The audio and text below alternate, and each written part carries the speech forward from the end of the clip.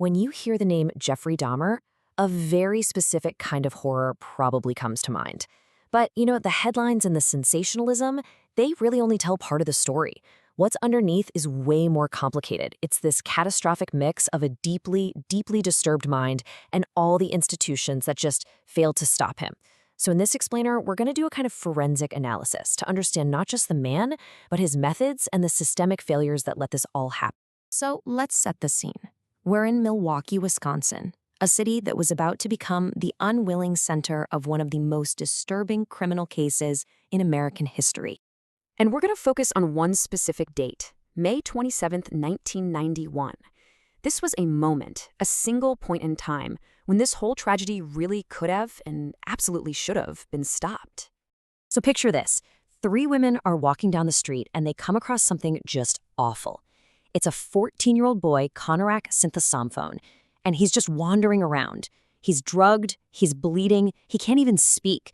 He is the very definition of a child who needs to be rescued, right? But here's where it all goes horribly, horribly wrong.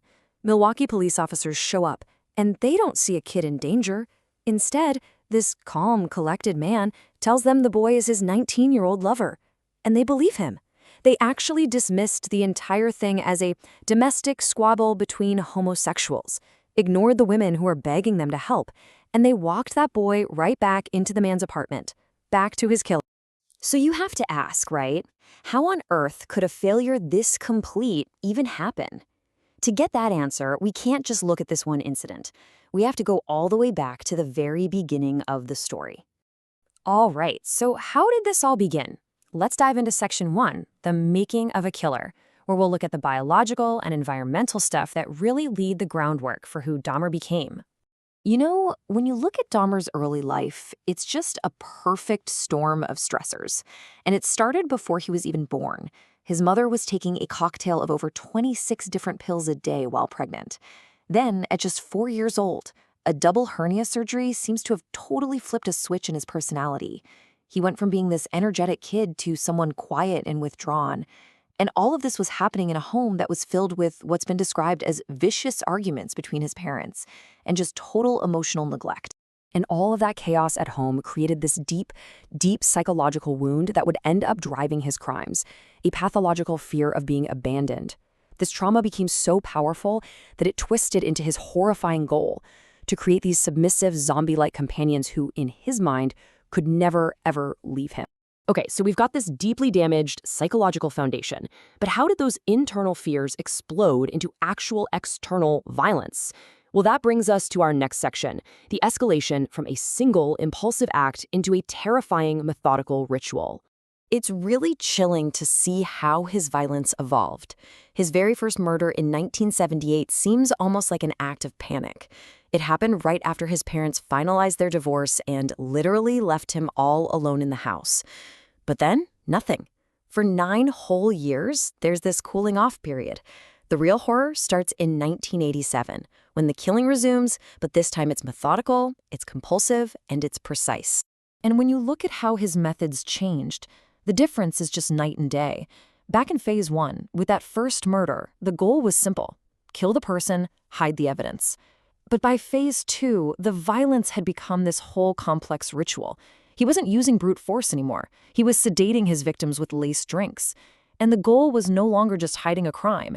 It was about fulfilling that pathological need for a permanent companion through these horrific acts of necrophilia, cannibalism, and keeping trophies. Dahmer's own pathology is undeniable, but he wasn't operating in a vacuum. So now we've got to talk about the institutional blind spots. All those moments when major organizations had a real chance to step in, and they just didn't. The first big institution to get a look at Dahmer's predatory behavior and totally mishandle it was the United States Army. He was serving as a combat medic over in West Germany. For a year and a half, 18 months, Dahmer's own roommate in the barracks, a guy named Billy Capshaw, alleged that he was systematically drugged, tortured, and assaulted. And he wasn't the only one. Another soldier came forward with similar stories. So, for these credible, absolutely horrific allegations of assault and torture, how many times was Dahmer court-martialed? The answer is 0, not once. Nope. Instead of facing justice, his superiors pretty much just chalked up his behavior to a drinking problem. So in 1981, they gave him an honorable discharge and sent a predator right back into civilian life with a totally clean record. Just unbelievable. And this pattern of just not looking, it kept happening back in Milwaukee. He was on probation for an earlier assault, meeting regularly with a probation officer.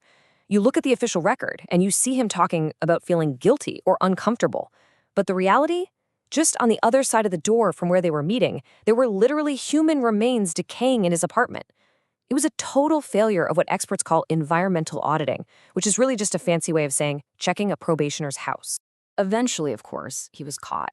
And that kicked off a media firestorm, a sensational trial, and a legacy that honestly is still incredibly controversial today.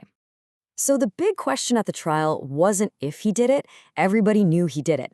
The question was he sane? The defense basically argued that he was driven by this irresistible compulsion that he couldn't help himself. But the prosecution's expert, Dr. Park Dietz, came back and said, no way. He showed clear planning and control, and Dietz made this killer point. The fact that Dahmer had to get drunk beforehand proved he knew his actions were wrong and needed to numb his own conscience to do them. In the end, the jury agreed with the prosecution. They found him sane, and he was sentenced to 15 consecutive life terms in Wisconsin. A 16th was later added for a murder he committed back in Ohio. Decades go by, and then in 2022, a Netflix series brings the whole case roaring back. But this created a whole new wave of pain. The victims' families came out and condemned the show, saying they were being re-traumatized without anyone ever even asking them. And even worse, the show's popularity led to this really disturbing trend on social media of serial killer romanticism, which just threatened to completely erase the memory of the 17 real men and boys who lost their lives. And what about the physical place where so much of this horror happened? The Oxford apartments were torn down in 1992. If you go there today, it's just a vacant lot. It's like a physical scar on the city of Milwaukee, a quiet reminder of all the pain that's still there. So, this all leaves us with one last really crucial question. The analysis of this case suggests that if we ever want to prevent tragedies like this, we can't just focus on the madman. We also have to take a hard, critical look at the systems, the police, the military, the courts, that are supposed to protect us, but in this case, they actually became enablers for a monster.